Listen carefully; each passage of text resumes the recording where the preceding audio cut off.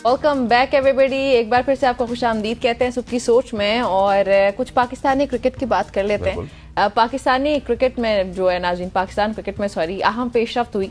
PCB और मोहम्मद रिजवान के दरमियान मामला तय पा गए हैं, ऐसा ही है खबरें और वो वाइट बॉल क्रिकेट के कप्तान होंगे।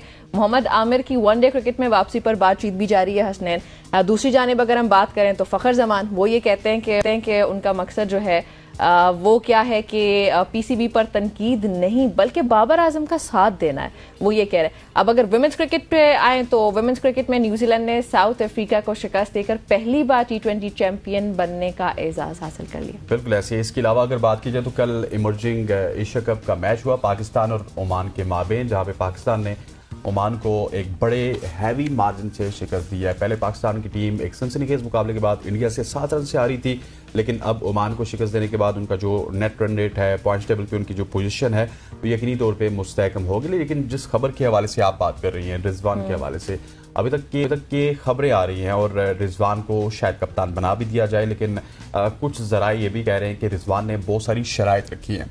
रिजवान चाहते हैं कि वो सिर्फ कप्तान नहीं बनेंगे, बल्कि अगर वाइट बॉल का उनको कप्तान बनाना है तो वाइट बॉल में उनको टीम सिलेक्ट करने की भी इजाज़त दी जाए और वो अपनी मर्जी के प्लेयर्स लाएं ताकि फिर आके अपने प्लेन्स को भी एग्जीक्यूट करें। That is quite alarming. मतलब कि आपके 4 से 5 जो सिलेक्टर्स होते हैं वो लाख रुपए फीसिस लेते हैं, लाख रुपए उनके मुआवजे होते हैं, तो उनका क्या काम है फिर अगर ये काम भी रिजवान ने करना है। इससे पहले हमने देखा निमरा 2019 से लेके 2023 तक, जब तक स्याह सफ़ेद के मालिक थे बाबर आजम, उस वक्त भी यही 3 लोग टीम सिलेक्ट करते थे। बाबर हो गए, शाहीन और फिर रिजवान, ये 3 लोग टीम सिलेक्ट करते थे, अपनी मनमर्जी के प्लेयर्स बीच में लाते थे। सिलेक्टर्स का कोई छोटा मोटा रोल होता था, किसी को वो अगर ले भी आते थे, एक ज़माने में आमिर जमाल को वो लेके आए, उन्होंने T20 में आखिरी ओवर में बड़ी शानदार बॉलिंग की, मोइन अली सामने खेल रहे थे, तकरीबन अगर मैं गलत नहीं हूं तो 14 रन बचाए थे, लेकिन उनकी जगह अगर वो रन फ़हीम अशरफ बचाते या उस वक्त कोई और बचाता तो शायद वो टीम का हिस्सा होता, लेकिन आमिर जमाल ने बचाए थे। आमिर जमाल को लाने वाले उस वक्त सिलेक्टर थे, बाबर आजम एंड कंपनी नहीं थी, तो आमिर जमाल अगले मैच से फिर गायब हो गए। एक लंबे अरसे के बाद उन्होंने वापस पाकिस्तान क्रिकेट का मुंह देखा। तो इस तरह की चीज़ें हमने बाबर आजम के ज़माने में देखी हैं।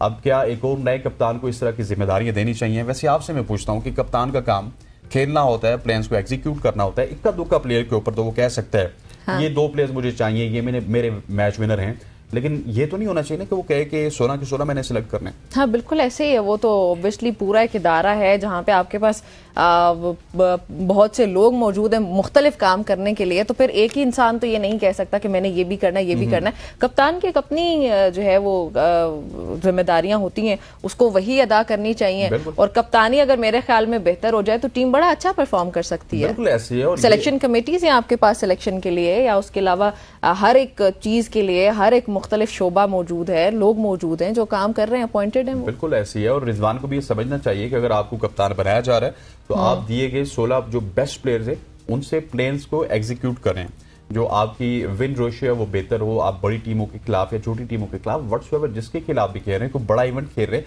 वहां पे जाके आप जीते हैं। लेकिन जब पहले ही आपकी शर्त ये होगी कि मुझे अथॉरिटी फुल मिलनी चाहिए, मुझे सिलेक्शन की अथॉरिटी मिलनी चाहिए, मैं जिसको चाहूंगा वो टीम में होगा, मैं जिसको नहीं चाहूंगा वो टीम में नहीं होगा, तो that is I think so not acceptable at any means. मतलब ये नहीं होना चाहिए, पूरी दुनिया में नहीं होता, तो पाकिस्तान में क्यों हो। इसके अलावा अगर बात की जाए तो इंट्रो में आपने बहुत सारे टॉपिक्स की बात की। एक टॉपिक ऐसा है मोहम्मद आमिर के हवाले से। मोहम्मद आमिर के हवाले से भी बताया जा रहा है कि पाकिस्तान क्रिकेट बोर्ड के उनसे कुछ राब्ते हुए हैं। पाकिस्तान क्रिकेट बोर्ड ये चाहता है वनडे क्रिकेट में वापसी पर बातचीत हो रही है, वनडे क्रिकेट के ऊपर वापस लाया जाए। इस हवाले से आमिर अब क्या कहेंगे? आमिर वैसे T20 क्रिकेट में जब वापस आए थे काफी लंबे अरसे के बाद, 2024 के वर्ल्ड कप की बात कर ली जाए तो उनकी जो 4 ओवर की क्रिकेट थी वहां पे भी उनकी परफॉर्मेंसेस पैची थी। एक दिन बहुत अच्छा करते थे, एक दिन बुरा करते थे। बुरा इन सेंस के उस तरह से विकेट्स नहीं लेते थे, थोड़ा सा एक्स्ट्रा रन्स कंसीड करते थे, क्योंकि अब वो वाले आमिर तो है नहीं जो 24-25 साल के आमिर हों। अब थोड़ा सा उनकी उम्र भी बढ़ चुकी है। एक लंबे अरसे तक जो कंपेटिटिव क्रिकेट है, इंटरनेशनल क्रिकेट है, उससे वो दूर रहे, लीग्स क्रिकेट के ऊपर उन्होंने फोकस किया।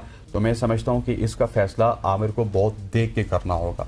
अगर करना भी है, पाकिस्तान क्रिकेट बोर्ड ने भी अगर राब्ता किया है तो वो इस हवाले से पाकिस्तान क्रिकेट बोर्ड ने भी बड़ा अच्छा रब्ता किया कि बहुत अर्ली उनसे रब्ता कर लिया गया है। ऑस्ट्रेलिया की सीरीज़ आगे आ रही है, ऑस्ट्रेलिया में जाके आप आमिर को टेस्ट कर सकते हैं, उसके बाद साउथ अफ्रीका के साथ आप आमिर को टेस्ट कर सकते हैं, जिम्बाब्वे के साथ कर सकते हैं, ट्राई नेशन सीरीज़ आ रही है जो कि पाकिस्तान में होगी जिसमें न्यूजीलैंड और साउथ अफ्रीका दोनों आएंगे, वहाँ पे आप उनको टेस्ट कर सकते हैं। लेकिन ये तमाम तर चीज़ें करने के बाद अगर आमिर परफॉर्म नहीं करते तो फिर सवालिया निशान खड़े हो जाएंगे कि क्या आमिर को आप चैंपियंस ट्रॉफी में ड्रॉप करेंगे, नहीं करेंगे। सो बहुत ही मुश्किल मामला है जो कि बोर्ड ने, मेरा ख्याल है कि ये मामला और ब्रेक डाउन किया है इसको, हमारे तक खबरें पहुंची हैं तो डेफिनेटली कोई ना कोई राब्ता तो हुआ होगा। हाँ बिल्कुल ऐसे ही है। और बट इन दी एंड जो भी खबरें आ रही हैं, जो भी चीज़ें, मेरी तो यही एक आम आदमी वाली ख्वाहिश होगी कि जो कुछ भी हो पाकिस्तानी क्रिकेट के लिए बेहतर हो, क्योंकि इस खेल के साथ हमारे बहुत से इमोशंस जुड़े हैं। और फिर पाकिस्तान टीम जो गुज़श्ता 2-3 साल से अच्छा परफॉर्म नहीं करे, वी आर एक्सपेक्टिंग के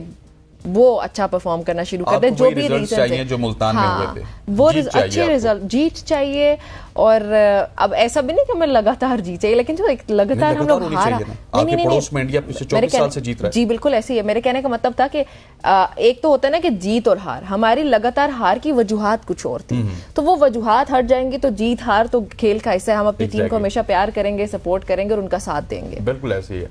अच्छा, इसके अलावा भी कुछ खबरें हैं जो मैं डिस्कस करना चाहता हूँ। एक तो सबसे पहले मैं दौरे ऑस्ट्रेलिया के हवाले से आपको बताना चाहता हूँ। दौरे ऑस्ट्रेलिया में जहाँ पे कप्तानी की डिबेट चल रही है कि कप्तान रिजवान को होना चाहिए, नहीं होना चाहिए, वहीं पे ये डिबेट भी चल रही है कि बहुत से सीनियर प्लेयर्स हैं जिनको छुट्टी की जाएगी या फिर रेस्ट के नाम पे छुट्टी दी जाएगी, जिनमें इफ्तिखार अहमद मौजूद हैं, शादाब खान मौजूद हैं और फ़खर जमान के हवाले से भी इस वजह से कहा जा रहा था कि उन्होंने जो ट्वीट की थी बाबर आजम के खिलाफ वो उनके गले पड़ रही थी। लेकिन कल की खबरों के मुताबिक फ़खर जमान ने पीसीबी को ईमेल कर दी है, वो 2 महीने का रेस्ट चाहते हैं। अब देखते हैं कि उस ईमेल का पीसीबी क्या जवाब देती है, अगर ये ईमेल प्रिवेल कर रही है। लेकिन दूसरी जानी जो फैसला है इफ्तिखार अहमद के हवाले से और शादाब खान के हवाले से, मैं इसको सराहता हूँ। वो इस वजह से सराहता हूँ कि पिछले कोई 7-8 साल से अगर आप देखिए, या चले रेगुलरली 7-8 साल से तो नहीं खेल रहे इफ्तिखार, आप अगर 3-4 साल से देखिए, इफ्तिखार पाकिस्तान टीम की के पार्ट एंड पार्सल थे। मतलब पाकिस्तान टीम का उनको फिनिशर समझा जाता था। मुझे एज ए क्रिकेट एनालिस्ट या फिर आपको भी कोई इफ्तिखार की ऐसी इनिंग्स याद है जिसमें उन्होंने पाकिस्तान को मैच फिनिश करके दिया हो? कोई ऐसी इनिंग्स नहीं, I can not recall exactly. किसी शख्स को इफ्तिखार अहमद की वो इनिंग्स नहीं याद जिस तरह के दुनिया के फिनिशर खेलते हैं, मैक्सवेल खेलते हैं, इस तरह के लोग खेलते हैं। अगर उनको ड्रॉप किया जाएगा तो यकीनी तौर पे मेरे हिसाब से अच्छा डिसीजन है। और दूसरी तरफ जानिब अगर बात की जाए शादाब खान की, तो शादाब खान के हवाले से बताता चलूँ कि उनको भी ड्रॉप किया जाएगा। शादाब खान की परफॉर्मेंसेस भी बहुत ही पैची थी। इस तरह की परफॉर्मेंसेस थी कि जिसमें शादाब खान की परफॉर्मेंसेस अगर बॉलिंग वाइज बात की जाए तो वो बहुत ही रफ एंड टफ थी। बॉलिंग में शादाब खान उस तरह परफॉर्म नहीं कर रहे थे। फिर बैटिंग में हम ये कह रहे थे कि he is a very good fielder and a very good batter, लेकिन जब किसी तगड़ी टीम के साथ मुकाबला होता था तो शादाब खान की बैटिंग बैठ जाती थी। जब किसी नॉर्मल टीम के साथ मुकाबला होता था तो शादाब खान वहाँ पे प्रॉपर बैटर की तरह का मुकाबला करते थे। सो इस तरह की चीज़ें जो है मेरे हिसाब से बोर्ड ने जो की हैं ये अच्छी हैं। हाँ, लेकिन एक और फिनिशर, आपने फिनिशर की बात की, तो हमारे एक फिनिशर थे आसिफ, अच्छे बैट्समैन थे, मैच जितवाते थे, फिनिश करते थे, वो कहाँ गए? अच्छा, बड़ा सवाल। मैं कहता हूँ कि आपने $1 मिलियन क्वेश्चन किया है। आसिफ अली भी ना इसी तरह के फिनिशर थे जिस तरह के इफ्तिखार हैं। सॉरी टू से, अगर उनके कुछ फैंस सुन रहे हैं, Asif Ali bag you pardon Islamabad United के लिए छक्के लगाते थे। आसिफ अली लीग क्रिकेट में छक्के लगाते थे। आसिफ अली अफगानिस्तान के खिलाफ उन्होंने छक्के जरूर लगाए थे एक वर्ल्ड कप में, अगर आपको याद हो। लेकिन उसके अलावा जब भी आसिफ अली को टेस्टिंग टाइम पे विकेट पे भेजा गया है, आसिफ अली उस तरह से परफॉर्म नहीं कर सके। और अनफॉर्चुनेटली मुझे ये कहना पड़ेगा कि शाहिद अफरीदी और अब्दुल रज़ाक के बाद हमारे पास, शाहिद अफरीदी भी पैची परफॉर्मर थे, जब आते थे कभी कभार वो 37 पे 100 मार देते थे। लेकिन अब्दुल रज़ाक लास्ट जो हमारे ऑलराउंडर थे, जिनको आप प्रॉपर ऑलराउंडर कह सकते हैं, जिन्होंने पाकिस्तान को सर्व किया, उसके बाद आज तक हमें कोई भी उस तरह का ऑलराउंडर नहीं मिला। रोल्स आते रहे, आसिफ अली के पास ये रोल आता रहा, इफ्तिखार के पास ये रोल आता रहा, फ़हीम अशरफ को हमने ऑलराउंडर बनाया, नवाज को हमने सोचा कि नवाज करके दिखाएंगे, लेकिन अनफॉर्चुनेट है कि हमने डेड इन्वेस्टमेंट की इन तमाम तरह प्लेयर्स पे। जो भी आता था, जब वो क्या कहते होते कि नादां गिर गया सजदे में, जब वक्त क़याम आया, जब उनके खड़े होने की बारी आती थी कि अब जाके हमें पता चलेगा कि हमारा फिनिशर कितना पानी में है, उस वक्त आपका फिनिशर बिल्कुल गिर जाता था। तो ये 3 4 5 लोगों के जो मैंने आपको नाम लिए, ये टेस्टेड लोग हैं, इनको वापस नहीं लाना चाहिए आपको। जिस तरह मैं आपको एक मिसाल दे देता हूँ, आप अगर फॉलो कर रही हों या पूरा पाकिस्तान फॉलो कर रहा होगा इमर्जिंग एशिया कप को, जिसमें इंडिया और पाकिस्तान को मुकाबला हुआ था, उसमें बहुत ही स्पेशल बॉलिंग करवाई थी अरफात मिनास ने, और उसके बाद बहुत ही आउटस्टैंडिंग उन्होंने बैटिंग की थी उसी मैच में। और फिर कल के मैच में भी ओमान के खिलाफ उनके नंबर्स भी बहुत अच्छे हैं, उनके बॉलिंग के नंबर भी बहुत अच्छे। इट्स टू अर्ली टू से कि अरफात मिनास को आप लेके आए हैं, वो बड़े अच्छे हैं, उनको टेस्ट करें, उनको और जो है इस जो लोहे की भट्टी होती है ना, जहाँ पे लोहे को गर्म किया जाता है, और उनको जो है वहां पे तपाइए और उनको पिघलाइए। जब वो मजबूत हो जाएंगे उसके बाद वो लोहा बनेगा। हमारे यहाँ होता ये है कि 4 मैचेस की परफॉर्मेंसेज होती हैं, 5 मैचेस की परफॉर्मेंसेज होती हैं, या पीएसएल में छक्के लगाने वाले होते हैं, उनको एकदम से पाकिस्तान टीम में ले आते हैं। हैदर अली की मिसाल आपको दे देता हूँ। हैदर अली पेशावर ज़ल्मी में बहुत ही अच्छा परफॉर्म कर रहे थे, छक्के लगा रहे थे, 50s लगा रहे थे, 100 लगा रहे थे।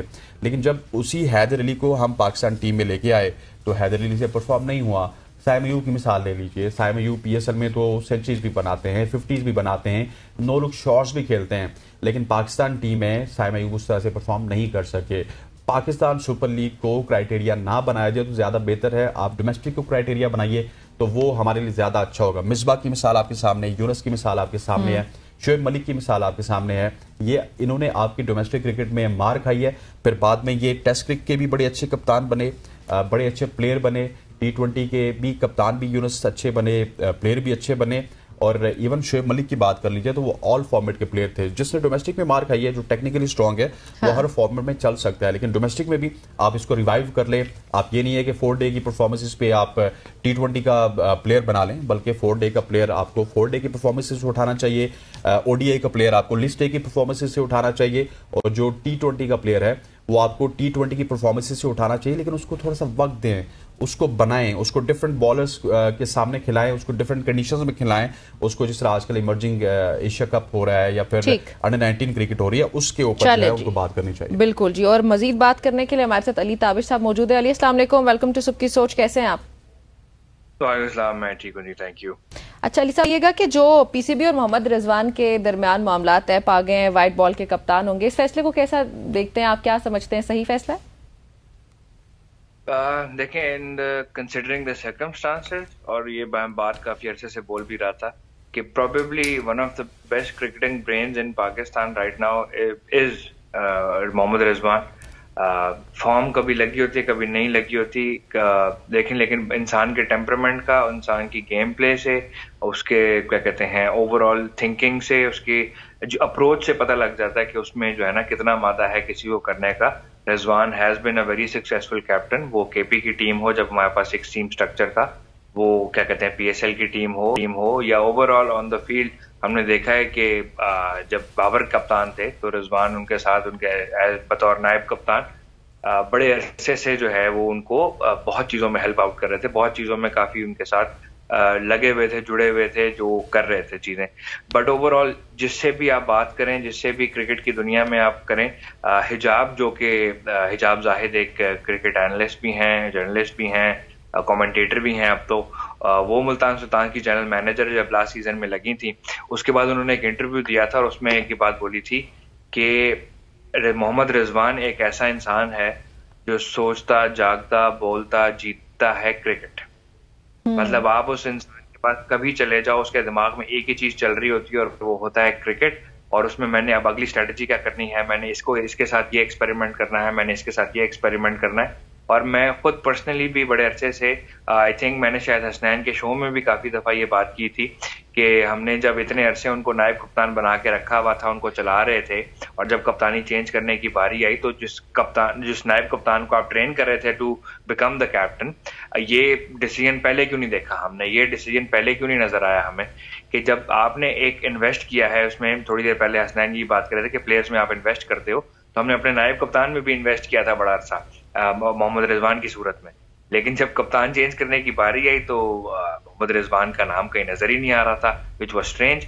बट नाउ फाइनली आप एटलीस्ट ये देख सकते हैं कि आपके इतने अरसे में, पिछले काफी अरसे में, Rizwan has been one prolific performer in the white ball game, whether be it T20 और वनडे क्रिकेट।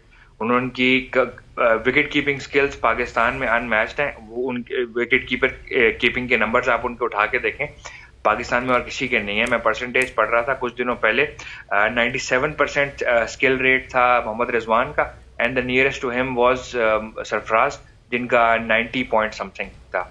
तो ऑब्वियसली उनके स्किल्स हैं, he has the brain power, he has the matter in him. उनके अंदर वो जज्बा है कि एक दिन आईसीयू में रह के अगले दिन आके जो है ना मैच खेलने पहुंच जाते हैं। तो I think it's a wonderful thing for Pakistan cricket in the white ball game. अच्छा अली, मुझे ये बताइएगा कि अगर रिजवान को कप्तान बनाया जाएगा, आपको सारे बैकग्राउंड का पता है, आप हमारे साथ ट्रांसमिशन में भी होते थे कि रिजवान, बाबर, शाहीन के हवाले से खबरें आती थी कि ये ग्रुपिंग में इन्वॉल्व थे। तो क्या रिजवान को कप्तानी मिलने के बाद जो ग्रुपिंग के खदशात हैं और ज्यादा जन्म नहीं हो सकते कि उसी बंदे को कप्तान बना दिया जो ग्रुपिंग में इन्वॉल्व था? देखिए, जो इस टाइम करंट टीम का स्ट्रक्चर है ना, और जो चीजें ड्रेसिंग रूम से आप देखने को और सुनने को मिल रही हैं, उसमें मुझे लगता ये है कि जो ग्रुपिंग का सीन चल रहा था या जो था या जो भी है, अब मुझे नहीं लगता वो ज्यादा देर रह पाएगा। उसकी कुछ वजूहात तो क्या कहते हैं, जो करंट हमने स्ट्रक्चर में चेंजेस देखी हैं, जो सिलेक्शन कमेटी नई आई है, जो रोल्स चेंज हुए हैं, कप्तानी को क्या कहते हैं कोच को निकाला गया है थोड़ा सिलेक्शन प्रोसेस से, थोड़ा सा साइड किया गया है, तो ऑब्वियसली ट्रांसपेरेंसी का लेवल थोड़ा सा बढ़ गया है। और इस थोड़े से लेवल बढ़ने के साथ साथ आपको ये चीज लाजमी देखने को मिलेगी कि जब भी कभी ऐसी कोई चीज हो रही होती है ना ग्रुपिंग वाली, और आपके पास इतने ज्यादा स्ट्रक्चर्स हों, तो फिर वो ग्रुपिंग भी सर्वाइव नहीं कर सकती। हमने देखा है पिछले अरसे कितनी ग्रुपिंग थी और क्या था, और वो सब कुछ को लेके टीम किस तरह से चल पाई, नहीं चल पाई। तो ये एज अ प्रेसिडेंट भी है आपके पास, और ये आपके पास as a ongoing thought process भी है कि यार जो हरकतें पहले हो रही थी वो नहीं चल रही थी। तो अगर जो हरकतें पहले कर रहे थे हम वही रिपीट करेंगे तो फिर नहीं चलेगा, और फिर ऐसी चीजें देखने को मिलेंगी, फिर कप्तान चेंज करने को मिलेगा।